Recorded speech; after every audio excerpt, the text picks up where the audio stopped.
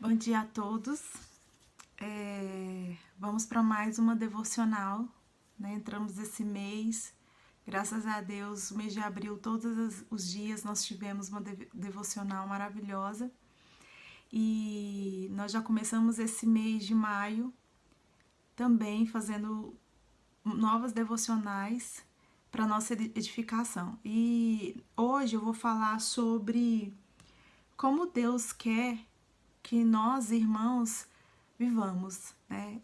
Nós estamos vivendo um momento onde existe muita comunicação violenta, né? Muito discurso de ódio, percebe a falta de empatia, né, em algumas pessoas, na fala de algumas pessoas, e eu começo a perceber isso até mesmo entre nós cristãos, né? E um dos questionamentos que veio na minha mente foi justamente esse: se nós cremos no mesmo Deus, por que nós estamos olhando em direções, por que parece que nós estamos olhando em direções opostas, né? Se o nosso olhar ele é só um, que é o olhar para Jesus. Então, baseado nisso, eu separei alguns versículos para refletir sobre como que Deus quer que nós, cristãos, venhamos nos relacionar.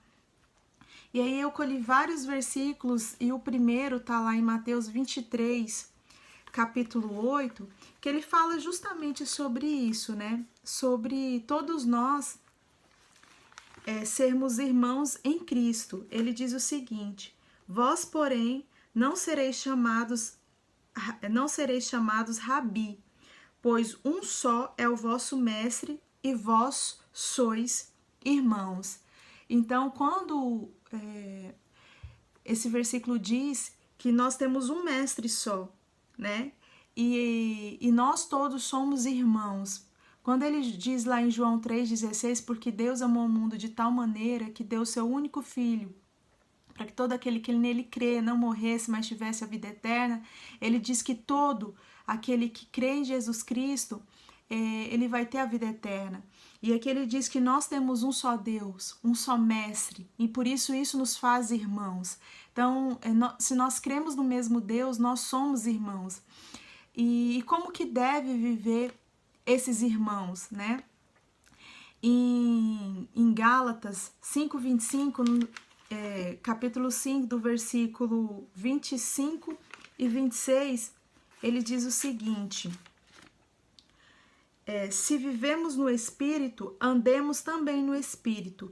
Não nos tornemos convencidos, irritando-nos uns aos outros, invejando uns aos outros. Então aqui nos diz que os irmãos, eles não devem viver para irritar o outro, né? Viver para invejar o outro. Não é isso que Deus quer de nós.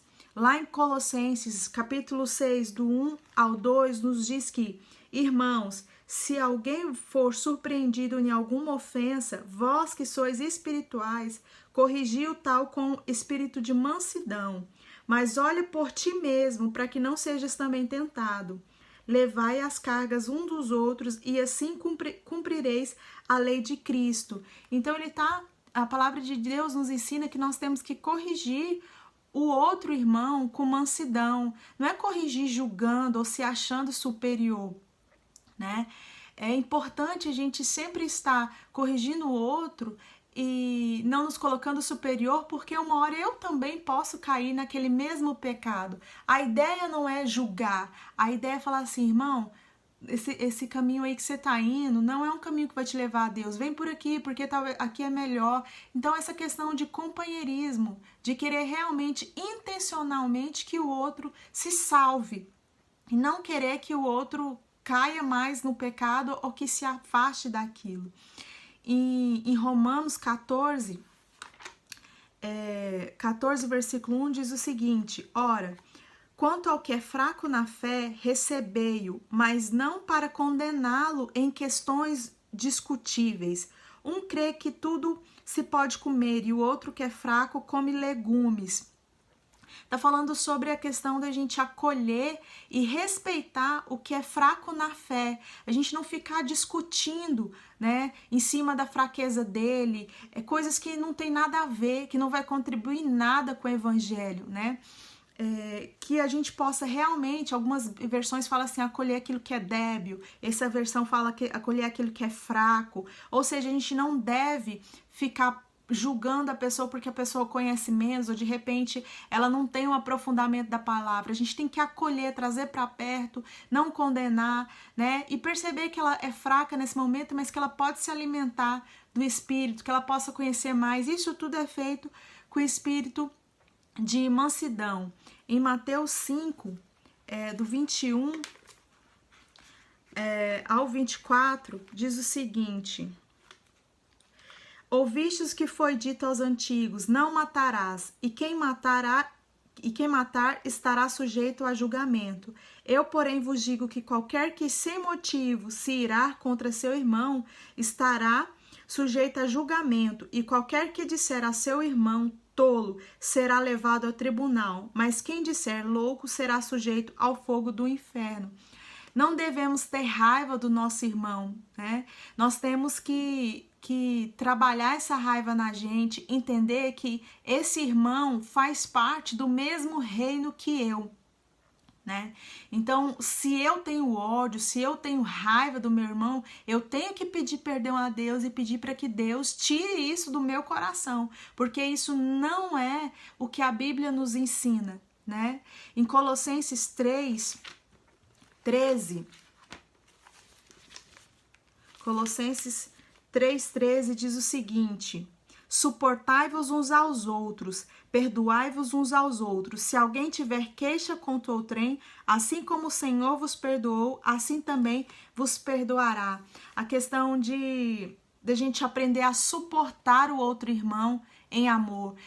Cada pessoa tem a sua personalidade, pessoas são diferentes, né? Ninguém é igual a ninguém. Uns são mais calmos, outros são mais agitados. Então, muitas vezes, eu não me identifico com outro irmão, mas isso não me dá o direito de odiá-lo. Pelo contrário, eu tenho que suportar em amor, né?